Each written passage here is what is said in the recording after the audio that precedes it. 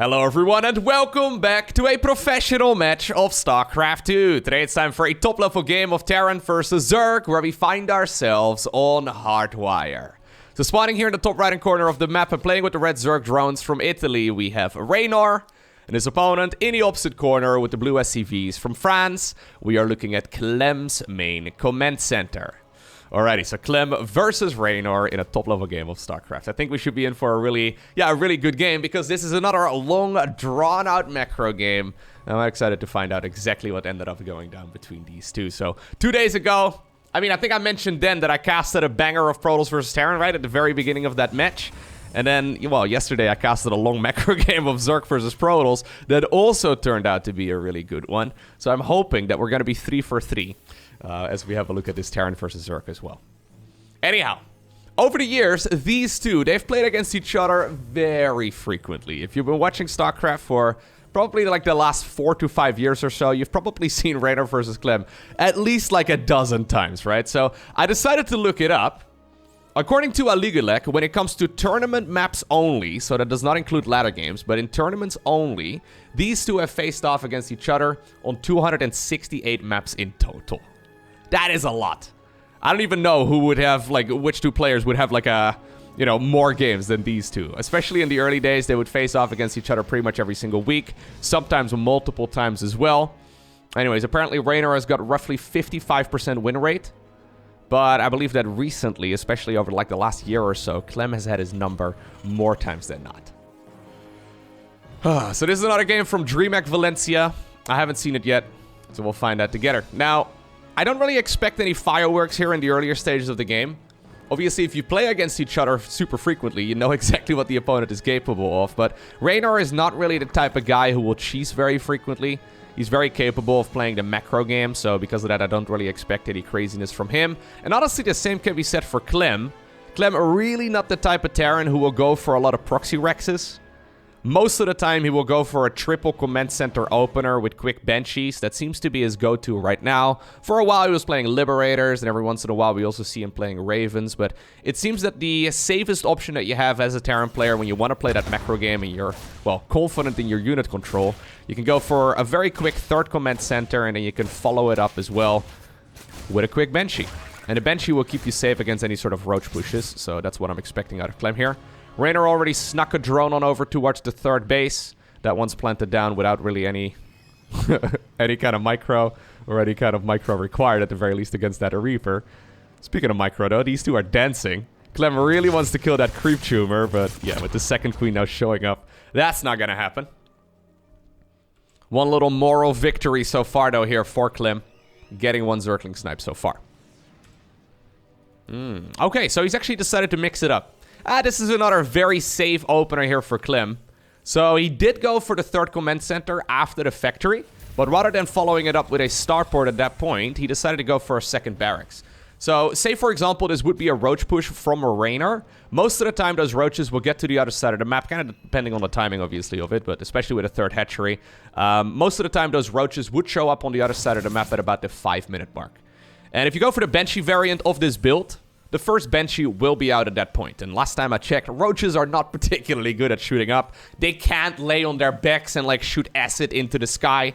I guess it would actually rain on their own faces, so maybe that wouldn't be ideal in the first place. Anyways, but with this particular opener, Clem should be able to finish up Stimpack right around the same time as well. So if there would be a roach push happening, which, you know, I think we should have already seen the roach warren at that point, usually 3:30 or so is the standard timing for that. Anyways, if that were to be the case, a Reynor, would be halted, I think, pretty easily.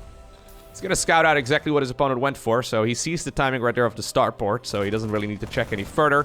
He knows what his opponent has gone for. The Overlord wants to go to safety, but if these Marines have any say in the matter, don't think it's going to happen.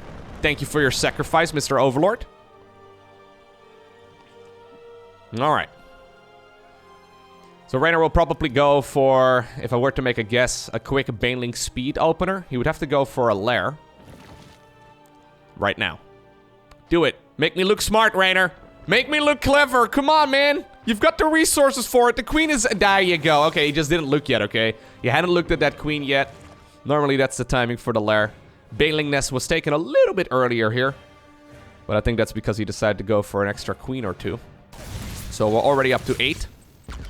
You can see that these ladies, they are protecting that creep very, very nicely. So I've mentioned this before in casts, but I do like, you know, bringing it up every once in a while. Reynor has a pretty unique way of controlling his queens. So initially, what players used to do is they used to have just one control group where all of the queens were on, right? Then at some point, someone was like, you know what we should do? We should have 2 control groups for queens. One of them, well, for the ones that are injecting the bases, and then one for the ones that are spreading the creep and doing the base defense, right? Reynor apparently these days has 3 control groups with queens.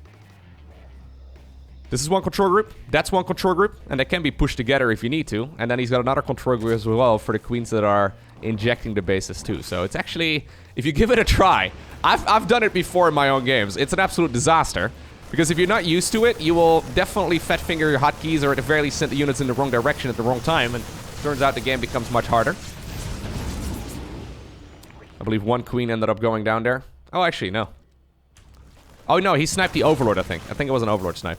Anyways, good positioning right there from that Spore Crawler. Or on that Spore Crawler.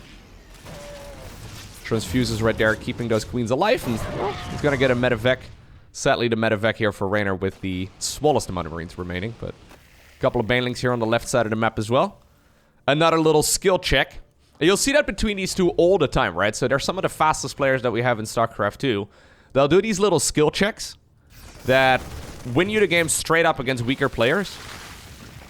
But against top-level players, like, this shouldn't do any damage, right? You see what I mean? Like, that shouldn't really work, but if Clem is not paying attention and he's too focused on macroing and looking at his Marines over here, maybe those Banelings could have waddled into the mineral line and killed, like, I don't know, 10 SCVs at once. That would be a very significant advantage for the Zerg. The same can be said right here for Clem, right? Clem going for those drops, trying to keep his opponent occupied, trying to, yeah, constantly micro those dropships back and forth to hope that Reynor is maybe gonna, like, miss a queen inject or just not pay attention. But honestly, because they're so experienced, that really shouldn't happen. Alright, +1/+1 is finishing up here for the Terran. Baneling speed at this point is done as well here for Reynor, so that Baneling harassment should be going a little bit easier. He's gonna try again, it seems. It's not gonna happen, though. Great positioning here for Clem. Trying his very best, but that is definitely not worth it. At the same time, Medivac drop here being annoying as well. Yeah, squeezing those Marines in between the mineral fields. You love to see it. Trying to get as much value out of this army as possible. And this is what I'm saying, right? Like, this is these guys just being super fast. There's 2 battles going on at once. Just trying to be as annoying and as obnoxious as possible. It's super easy to crumble under the pressure and then accidentally lose like 10 workers, but Jimmy over here apparently forced out of the Medivac. Super easy to accidentally, you know, lose a lot of workers and then lose the game. But since this is a long game, I don't think that's gonna happen. Alright, creep spread looking phenomenal. I still wish there was a statistic for me to view the percentage of the map covered in creep, because it's honestly a super important stat. Sadly, the UI does not give me that sort of option. I do have an income graph over here, so that's always nice to see, I suppose. That is a very ambitious Medivac. Yeah, that's not gonna happen, dude. Yeah, a little bit of a mistake there from the Frenchman. Anyways, I would say probably about 35, maybe 40% of the map is covered in creep at this point. Maybe a little bit less. Anyhow, it's an important stat. Now, this is actually a really nice positioning here on that low HP tank. It looks like Clem wants to go for a big push right now. This is a bit of an anti-timing. Some of the units, though, are misrallied. Yeah, so, I don't know, like, oh my god, even a couple of Baneling connections over there as well. I think, like, Clem just lost, like, a dozen Marines all at once just for nothing. Gonna have to get on out of there. Ooh, okay. Does evacuate at least some of those units, but that was Reynor saying thank you very much. If you want to go for a push, you got to do so very nicely. My creep is looking good over here, so I'll pick up any units that are dragging behind that army. That was a bit of an anti-timing too, because +2/+2 was not even remotely being done yet, so maybe Clem wanted to go for a push, but I like this position here for Reynor quite a bit more. Yeah, Reynor does as well. He's going to continue adding on drones. He'll be going over 100 workers here very soon, and 100 drones gives you a ridiculous income. Alright, so even though, yeah, earlier on into this game, Reynor's income was relatively even. I believe that, well, with those drones heading on over to the mineral fields, he's gonna feel pretty comfortable. So this is the income per minute. And Reynor right now, apparently, I think he's probably at about a 900 or so advantage. Maybe a little bit less. It depends on when the mules run out, right? But anyways, in the meantime, Clem has also been adding on his own command centers. The man's close to maxing out, so usually this is what we've seen over the last half year or so in Terran versus Zerg. That's the point at which Terrans like to add on additional command centers. Not only just for zoning, right, to create like choke points over here, but obviously also for more orbital commands. You can plant a planetary over here, and I think that's the plan here as well. The planetary. Huh. Anyways, yeah, I think that's what he wants to go for. Sorry, that was terrible. That was really bad. Zerg in the meantime, going up towards the Lurker Den, going up towards the Hive as well, so they're teching. I already did see the Ghost Academy, if I'm not mistaken. Yeah, there it is. Ghost Academy, always super important in this matchup. It counters most of those late-game Zerg units, so...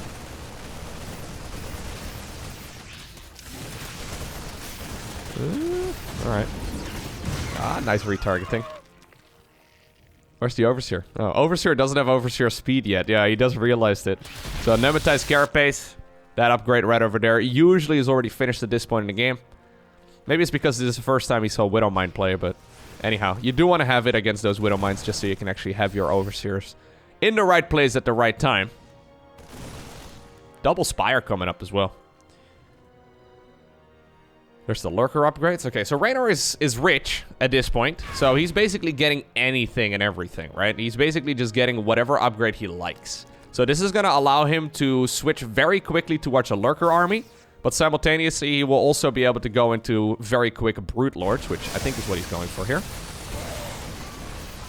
4 Ghosts, though, are coming up. And I do think it bears repeating that the Ghosts are very good against Zerg late game.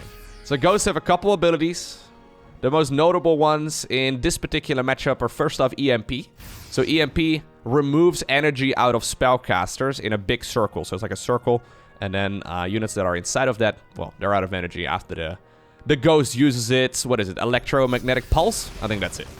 Anyhow, we see that being used all the time against Vipers, and then also Infestors, and sometimes even Queens.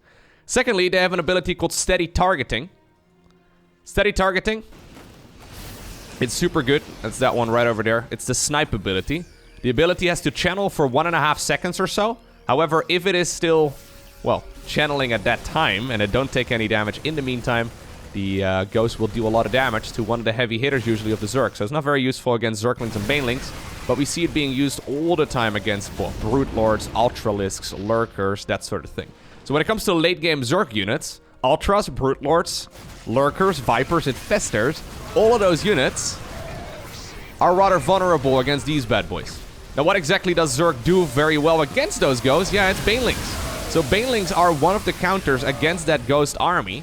So as long as Zerg here is stuck on, like, Hydra Bane, I don't think Clem is actually going to be able to make that many of those Ghosts either, because it's very easy to get carried away and sit at, like, 20 of those Ghosts. But if you have that many Ghosts, but, you know, none of the Zerg heavy hitters to actually, yeah, use them on, it's not the ideal units to, yeah, like the ideal unit to be in. So it seems to me that Reynor wants to sit around this army for now. And then maybe if he takes down the amount of Ghosts that are out on the battlefield, he can make a quick transition towards either Brute Lords or, for example, Lurkers. A couple of Burrowed Banes over here, nicely spotted there by the Terran player. Vipers are available. A couple of good Parasitic Bombs are going to try and slow down that army. Excellent splits as well there from the Frenchman. So one way in which you can counter this as a Zerg, right, is by taking one of the bases of the Terran. That's exactly what Reynor is doing here. So he's taking the gases on those outer bases. Clem is going to need those gases as well in the late game. So at this point, Reynor, yeah, just trying to mine out these bases to the best of his abilities. He's even decided to forego this one for now and go for the one up here first. I actually do believe that he had this one here for a second, but I think Clem managed to deny it. Either way, this is cool. I would even love to see some additional drones heading on over in that location too. So this is Reynor just trying to be obnoxious, trying to buy time, trying to make it hard for Clem to take those bases. And if he gets an entire extra base mined, right, which, don't get me wrong, it takes a while, it takes like 10 minutes, but if he can get that done, he's going to be at a phenomenal economy, and obviously at that point his bank is going to be humongous. Alright. So Clem is forced into action right now. I don't think it's really an option for him to just take those, what is that, like 6, 7 bases and then call it a day. I think he has to take out one of these expansions over here. Infestor is available. Lurkers are out already as well. Here's the snipes. Yeah, so if the ghosts take any damage while that snipe ability is channeling, yeah, they end up being cancelled. Like, the ability, not the unit itself, okay? This is not Twitter. They don't get cancelled like that, but the ability gets cancelled. Obviously, they can try again. Alright. Anyway. Although, looking at the StarCraft lore, looking at what some of those ghosts have said, I'm pretty sure they would also get cancelled on Twitter, for what it's worth. Alright. Yeah, so Reynor not really teching up too hard here, right? He's got the potential to go for a ton of late-game units, but this is the problem. Those ghosts are sniping down whatever they can. Good moves right there from Clem, who's slowly creating a chokehold. Love the siege tank positioning here in the back. Trying to just, yeah, slowly force those units away from this position. He's already getting the Infernal Pre-Igniter upgrade too. That's a relatively recent development that we've seen in late game Terran versus Zerg. Good snipe right there though for Clem. Like, getting that base here is actually super critical. And now apparently it's the Brute Lord transition. But anyways, one of the recent developments that we've seen in this matchup is the Terrans adding on Hellbats at the late game. So Hellbats, in a way, can really justify, or it can really nullify the Zergling, Baneling-based armies. They're, you know, obviously only minerals. So Hellions only cause minerals, and you can transform them into Hellbats. And it's amazing because they can deal with all of the Zerglings and the Banelings very easily, and also with the Brutelings that usually the Brute Lords end up throwing. Speaking of which, Brute Lords are coming up. I don't think Clem has seen them just yet, so he hasn't made that transition yet, but how many? Yeah, we're at 3 factories right now, so 3 factory here is definitely pretty good. He'll probably switch them over to reactors here in a moment, and then he's going to be able to start working on all of that. We'd love to see Reynor retaking this base, because it looks like now Clem is moving his efforts on over towards the left side of the map. Yeah, so it's very hard, if this Terran army is controlled properly, for the Zerg to make cost-efficient trades. However, what they can do is outpace the Terran's economy, so you don't really need the cost-efficient trades. Thors are coming up. Yeah, we're making that Ghost Mech transition, right? So personally, I'm a big fan of this playstyle. I think it's very cool. I mean, if you're casting in best of 7 and all of the games are this long, right? Because this game is already picking up right now to be a rather long one, but if every single game is like this, it gets a little bit tiresome to cast so many games, but especially when I get to cast for YouTube, right? It's pretty amazing, because I don't really have to, you know, cast 7 of them in a row. That happens. 7 half-hour-long games does get pretty exhausting, not just for the players, but also for the casters and, well, even the viewers. Might not necessarily be the most exciting game to cast at that point, but the occasional match is really sick to see. Alright, beautiful dance back and forth between these two, but I do believe that the Ghosts are gonna reign supreme in this battle as well, so Reynor's forced to back off.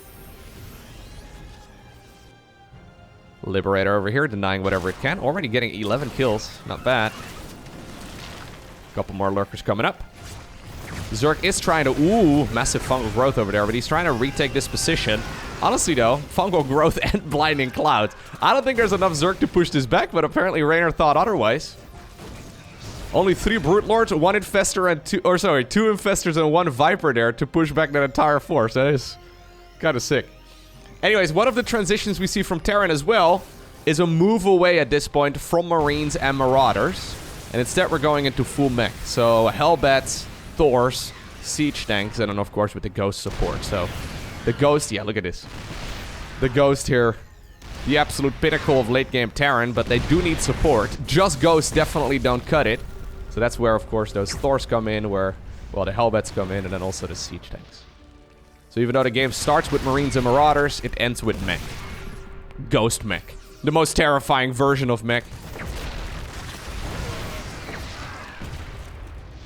A lot of siege tanks over here. Yeah, it's super tempting to flood those Zerglings through, but don't think that would have been the best move, because all of those Lings would have gotten destroyed here by the tanks. Alright, and that's now Clem making a move for one of those bases. Nicely done. Obviously they can cloak as well, plus they can cast a nuke. But no nukes are researched at this point here for Clem, so I don't think he's going to have that option. Decides to pick up a couple of the ghosts and get on out of there. 20 ghosts have already gone down, but if you look at the cost efficiency here from the Terran player, right? This is looking really good for him. I think this would be the point, though, to add on a couple of Hellbats as well, but maybe he's waiting a little bit longer. So the dynamic between Thors and Brutes is also a rather interesting one. So these Thors just switched over to high impact mode, so they have a little bit more range. They actually outrange Brute Lords when they are in this mode.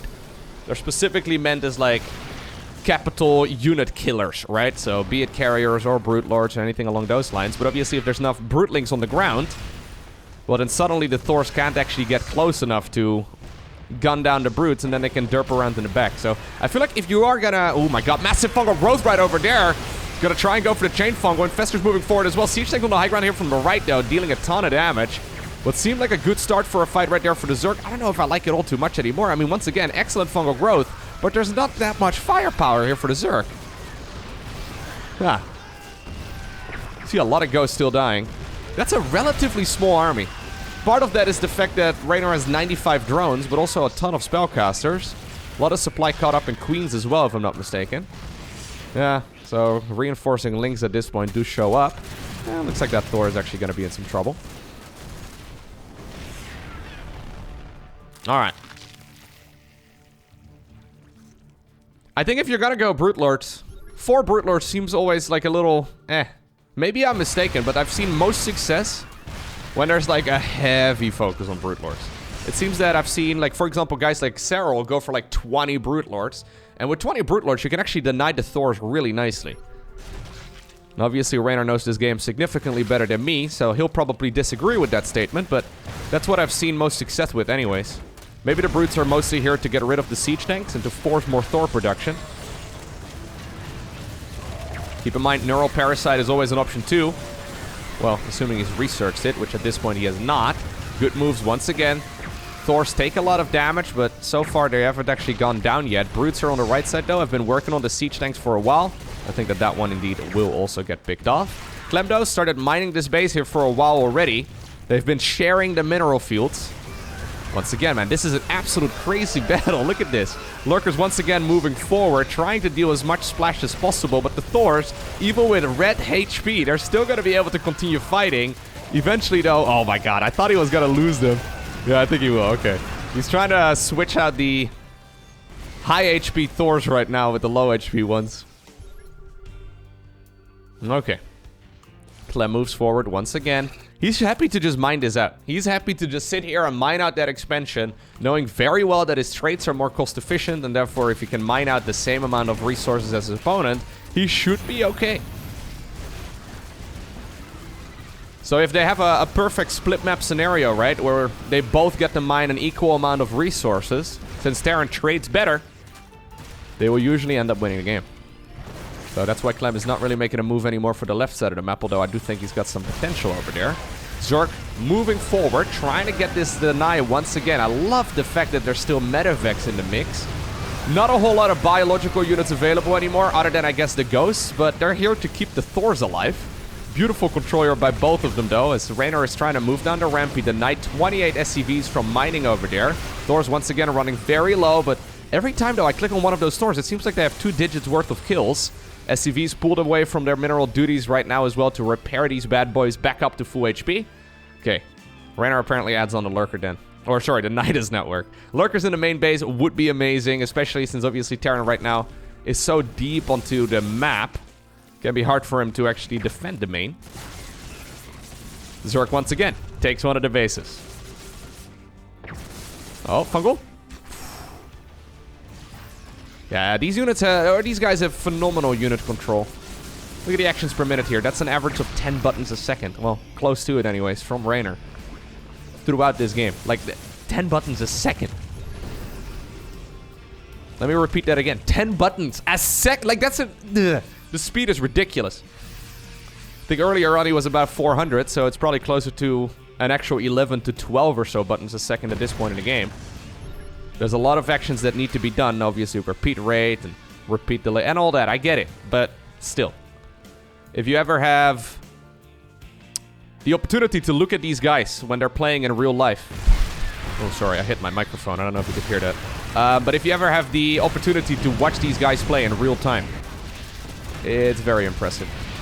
They're really dancing on the keyboards. I posted a little Instagram story, actually, of that a couple of days ago. A lot of people were like, Lowko, what the... what am I even looking at? That was Reynor playing a little bit of Terran, I believe. Anyhow. Nidus Worms to the main base, forcing an action out of the Terran player. No units committed through those worms, though. Okay, and Zerg once again finishes up the base over here. I love the unit variety in this late game. I do think that I would like to see a little bit of power shifted away from the Ghost. Seems like all the Terran players are also thinking the same thing. They're like, yeah, I really don't want to be this reliant on Ghost, but that's, you know, my best option right now. But seeing a little bit of power shifted from one unit to the next would be sick. But other than that, I really love the diversity here in the late game, right, of Terran versus Zerg. Like, it seems that every unit has its place. Okay, maybe not Cyclones. Maybe not Roaches, but, you know, actually, Roaches do have kind of their place. There are moments where, like, a mass Roach transition every once in a while comes up. Anyhow, base on the right side of the map. Now in favor of the Italian Zerg. That means that apparently Clem decided to go for a move on the left side. Income advantage here. Heavily in favor for Reynor. For quite a while already.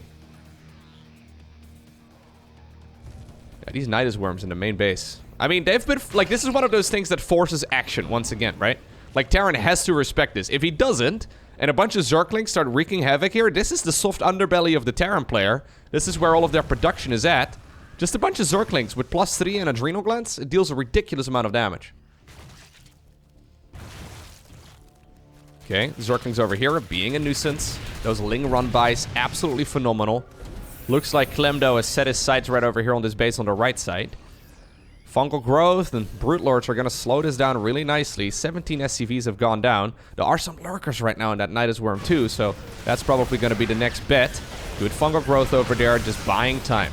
Buying time is all he really needs. Terran should be able to clean this up eventually. There the lurkers go out of that Nidus Worm into the bases of the Terran. Units that pop out of the out of those production structures, they're going to get sniped very easily. Another massive fungal growth. Thor's trying to come around the side. Don't know if that's the best move, but there's really not that much here for the Zerg player to actually defend against this. He's only got a little bit of larva here, so that's a real issue. Zerglings right now buying a lot of time too, but eventually this base goes down. And I actually wonder if Reynor just lost a little bit too much here. Like, he's been dealing a lot of counterattack damage. It's been cleaned up just now by Clem, but he's been dealing a lot of damage on the other side of the map. I wonder if he should have given up that many of his Infestors and Brute Lords. He could have just sat there for a little bit and then backed off. Instead, he decided to commit his army in that location on the map.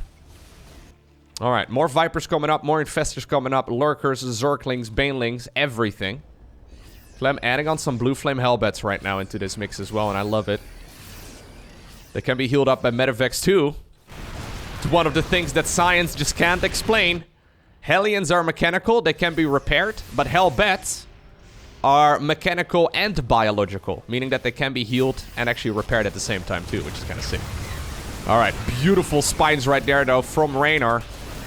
Lurker range is obviously quite large, but needs to back off once more. Zerg mining out this base over here. Terran once again trying to take an expo right here on the right side of the map. Clem's bank at this point is significant. If you look at the army values at this point, yeah, neither player really has the resources available to just remax again. But with this base added into the mix, no, I don't think we need another command center. Or is he flying one of his CCs over there? No, he starts up one. He'll probably try and go for a planetary in this location, but I guess he's got 5,000 resources. Yeah, 5,000 minerals is not bad at all. That's a huge amount of lurkers, though. Those lurkers are absolutely tearing apart everything on the ground. Ideally, Zerg would love to get close here to deal some damage. Instead, he's now satisfied, I guess, with dealing some damage to the ghosts.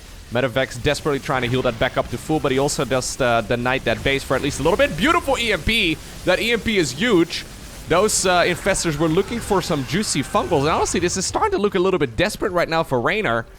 I don't know if he needs to be out here. Like, he wants to deny his base very badly. He knows that this is going to be one of the last mining options. Siege tanks, though, moving forward. No fungal growth available here for Reynor, who does decide to go for another worm in the main base. Okay, good snipe on the Viper. 9 additional infestors are coming up, though. I don't know if you want to lend that command center over there. Yeah, I'm not sure that that's the best move. Anyways, Zerglings pop out of the worm in the main base. Forcing some of those Terran units to retreat. Honestly, I think this is too... Like, this section over here... Yeah, Clem has been controlling the terrain really well. I think that Reynor is starting to feel a little bit desperate. Okay, good fungal growth here, but now with all those lurkers gone, I don't think he's got much of a follow-up. I mean, he has a follow-up with more, you know, fungals, I guess. Alright. In the end, still like 5 or so of those units ended up going down. Fair enough. Oh, another snipe. Yep. Good work there by Clem. Clem seems a little bit more solid in the late game so far. Then again, a lot of Zerg players at this point in the meta are like, what do I even do in the late game? What is it that I even try to aim for? What army composition do I make? Zerg players feeling a little bit lost at this point in the late game, but one thing I do think we should probably see, or at least attempt it, is Neural Parasite on the Ghost to then try and EMP the rest of the Ghosts. But yeah, while Clem is still adding more and more sophistication right here to his late game comp, right? So Terrans recently have started adding those blue flame hellbats, like I tried pointing out. Zergs are like, I have made everything. Maybe not Ultralisks, you know, but like, I have made everything at this point. What is it that I should be building here? Well, what you really need to do is get that better economy, right? So this is good. Nicely done right there from the Zerg. Fungal growth, absolutely critical. Love that medevac here. That medevac just scouting ahead. The scouting medevac. He's got scanned for days, but apparently he's like, no, I can't afford that. I'll fly the medevac forward instead.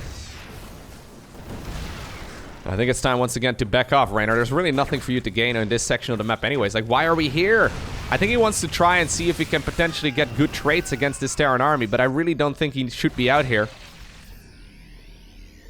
Okay, Clem, mining out the resources here on the right side of the map, evening up, excuse me, the amount of resources that he's getting every minute. Reynor's expansions here are running out of stuff. Yeah, even though he's only got 55 drones here, there's definitely no 25 mineral fields for him to mine anymore. So I think it might be the time as well for him to get rid of some of those drones. But what is he gonna make? He doesn't even have the resources to max out right now, so maybe it's not worth it. I don't think you even really need to go over there anymore, Clem. There's barely any mining here. Yeah, maybe... I really like what Clem does in the late game. It makes so much sense. Missile turret over there is fantastic too, so if this infestor decided to get ambitious, don't think it really happens. Yeah, so he scanned it. He's like, not worth my attention anymore. Instead, I'm just gonna sit. All I need to do right now is just sit and wait for those resources to mine out. Oh. Well, there we did have a nice assimilation successful, but it looks like no EMPs for some reason. Can I just go back real quick? Okay, sorry. I'm backing off for a couple seconds here. Even though I thought Clem was gonna just let that base slide. He's got some bio, so he's like, okay, I guess I will. Give it a try. We did see an assimilation there. So a neural parasite. EMP? Oh, that was actually a misclick, I think, from Reynor. He was supposed to EMP the other ghosts, but even though he definitely had the time for it, he... sadly for him, did not manage to pull that off. I almost wonder if it's better for the Zerg to now go after this base instead. I guess in his mind he needs these resources because he doesn't even have a maxed army anymore, but...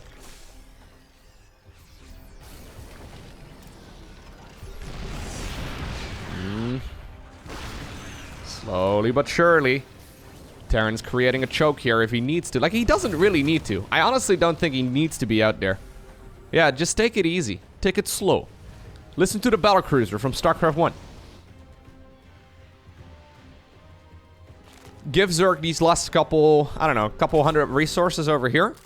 Mine out the few thousand that you still have available over there. Add on your bank, and you'll probably be golden. Still dangerous, though. He could accidentally set himself up for a very scary fungal growth. Okay, good moves right there from the Terran. Once again, getting back. Now the Brute Lords join the fray, and those siege tanks in the back are dealing a lot of friendly fire as they're trying to gun down those Brutelings. Couple of the ghosts end up sniping those lurkers in a heartbeat. Massive fungal growth, huge blinding clouds as well. Reynor actually is desperately trying to hold this ramp, but you know what? I wonder if this was going to be an overextension from Clem. I actually think this is a huge overextension from Clem. The combination of fungal growth together with blinding cloud, absolutely lethal. Eventually, I think Clem is still breaking through this. The hatchery is already gone, but that was way more there for the Terran player than what the Zerg had.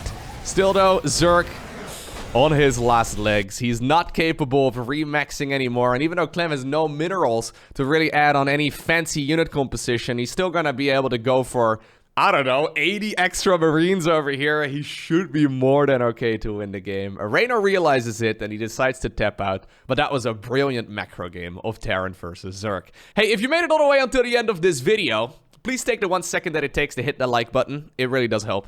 Thank you.